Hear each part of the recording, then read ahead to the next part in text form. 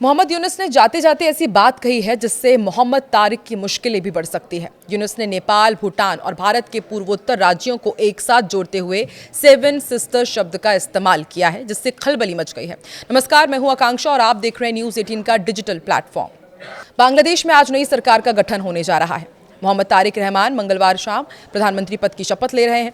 शेख हसीना की सत्ता से बेदखली के बाद सरकार की बागडोर संभाल रहे मोहम्मद यूनुस ने सोमवार को कार्यवाहक प्रमुख के पद से इस्तीफा दे दिया है, लेकिन सत्ता से विदाई के साथ दिया गया उनका बयान नई सियासी और कूटनीतिक बहस को जन्म दे गया है।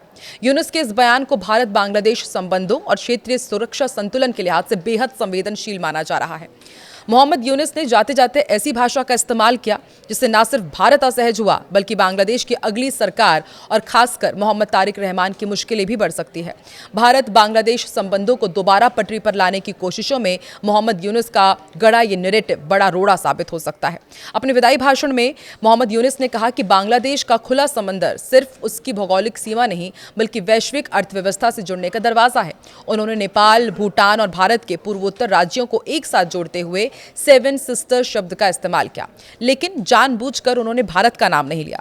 पूर्वोत्तर भारत के 7 राज्य अरुणाचल प्रदेश, असम, मणिपुर, मेघालय, मिजोरम, नागालैंड और त्रिपुरा को सामूहिक रूप से 7 सिस्टर्स कहा जाता है। भारत का नाम लिए बिना 7 सिस्टर्स का जिक्र करना कई सवाल खड़े करता है।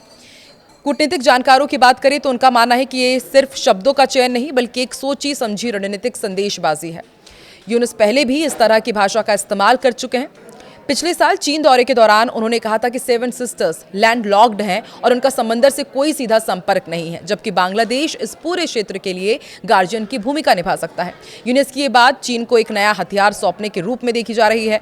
सुरक्षा एजेंसियों के मुताबिक यूनुस का ये नैरेटिव चीन, पश्चिमी देशों और इसके साथ ही अंतर्राष्ट्रीय संस्थाओं को ये संकेत देता है कि भारत का पूर्वोत्तर एक अलग आर्थिक राजनीतिक इकाई की तरह देखा जा सकता है, जिसे समुद्री व्यापार के जरिए नए सिरे से जोड़ा जा सकता है। इससे भारत की क्षेत्रीय संप्रभुता और रणनीतिक स्थिति पर सवाल खड़े करने की कोशिश मानी जा रही है। अब आपको समझाते हैं कि आखिर चिकन नेक इतना अहम क्यों है। दरअसल भारत का जो पूर्वोत्तर इलाका है वो रणनीतिक रूप से बेहद संवेदनशील है, खासकर सिलीगुड़ी कॉरिडोर की वजह से। सिर्फ 22 किलोमीटर चौड़ा ये गलियारा पूर्वोत्तर भारत को शेष भारत से जमीनी तौर पर जोड़ता है। बांग्लादेश और नेपाल इस कॉरिडोर के साथ सीमा साझा करते हैं, जबकि भूटान और चीन भी इससे कुछ ही किलोमीटर दूर है। चीन पहले से ही अरुणाचल प्रदेश पर दावा करता रहा है और उसे दक्षिणी तिब्बत कहता है, जिससे इस क्षेत्र की संवेदनशीलता और बढ़ जाती है।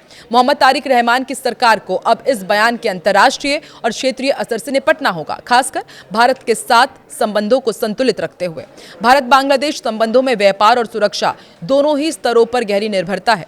बांग्लादेश की लगभग 94% सीमा भारत से लगती है और ये व्यवहारिक रूप से इंडिया लॉक्ड देश है। वहीं पूर्वोत्तर भारत के लिए बांग्लादेश सस्ता और सुलभ संपर्क मार्ग भी उपलब्ध कराता है। ऐसे में यूनुस का विदाई भाषण एक साधारण बयान नहीं, बल्कि एक ऐसा रणनीतिक संदेश माना जा रहा है जिसने चीन को कूटनीतिक लाभ का एक और औजार थमा दिया है और बांग्लादेश के आने वाली राजनीतिक नेतृत्व के लिए नई चुनौतियां खड़ी कर दी हैं।